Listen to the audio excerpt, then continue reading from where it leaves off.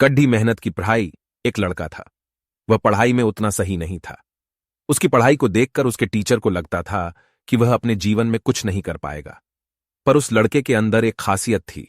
वह किसी मशीन को खोलता और उसे बनाने की कोशिश करता था, पर जानकारी कम होने के कारण वह हर एक मशीन को बनाने के स्थान पर बिगाड़ देता। उस लड़के की यह खासियत उसके बड़े भाई अच्छे से जानते थे। धीरे धीरे समय गुजरता है। वह लड़का 10 में सिर्फ 70% ही प्राप्त करता है। इसको देखकर उस लड़के के टीचर फिर से कहते हैं कि यह कुछ नहीं कर सकता है, लेकिन उसके बड़े भाई इसको समझाते हैं।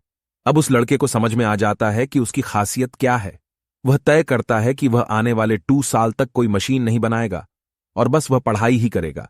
चूंकि उसे गणित और विज्ञान से काफी प्रेम था, तो वह गणित से अपनी पढ़ाई शुरू करता है। वह समय से पहले ही अपने पाठ को खत्म कर लेता था। वह अपने स्कूल में पढ़ाए जाने वाले पाठ को 10 दिन पहले ही पढ़ लेता था। यह देखकर उसके टीचर काफी हैरान रहने लगे। उसने कक्षा 11 में 96% को हासिल किया। यह जानकर उसके माता पिता और उसके टीचर हैरान भी थे और खुश भी थे। पर इस लड़के को इस पर कोई ना तो खुशी होती है और न ही कोई आश्चर्य। वह बस अपने पढ़ाई में ध्यान रखता है। अब वह पहले से ज्यादा पढ़ाई कर रहा था। उसकी मेहनत सभी के मुंह बंद कर देती है। वह कक्षा 12 में अपने पूरे स्कूल में टॉप करता है। इस खुशी में उसके घर एक पार्टी होती है। इस पार्टी में उसके सारे दोस्त और रिश्तेदार होते हैं, लेकिन इस पार्टी में एक व्यक्ति नहीं होता है जिसको सभी ढूंढ रहे थे।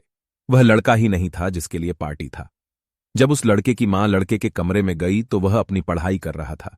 मां ने कहा, बेटा, आज तुम्हारे लिए पार्टी है और पार्टी में तुम शामिल नहीं हो रहे हो।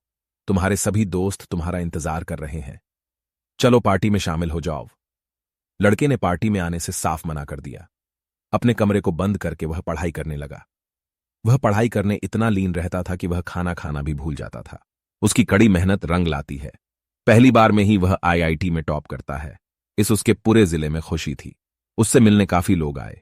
अब उसने साबित कर दिया था कि किसी के कहने से कोई ना तो सफल हो सकता है और न ही कोई असफल हो सकता है। उस लड़के के टीचर कह रहे थे कि यह लड़का कुछ भी नहीं कर सकता है, लेकिन आज इसने वह कर दिया था जो किसी का सपना होता है।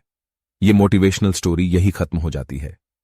इस मोटिवेशनल कहानी को पढ़कर हम समझ सकते हैं कि हमारे अंदर भी कुछ न कुछ खासियत होती है। बस हमें उस पर काम करने की जरूरत है। उस काम में सफलता को पाने के लिए हम पढ़ना चाहिए।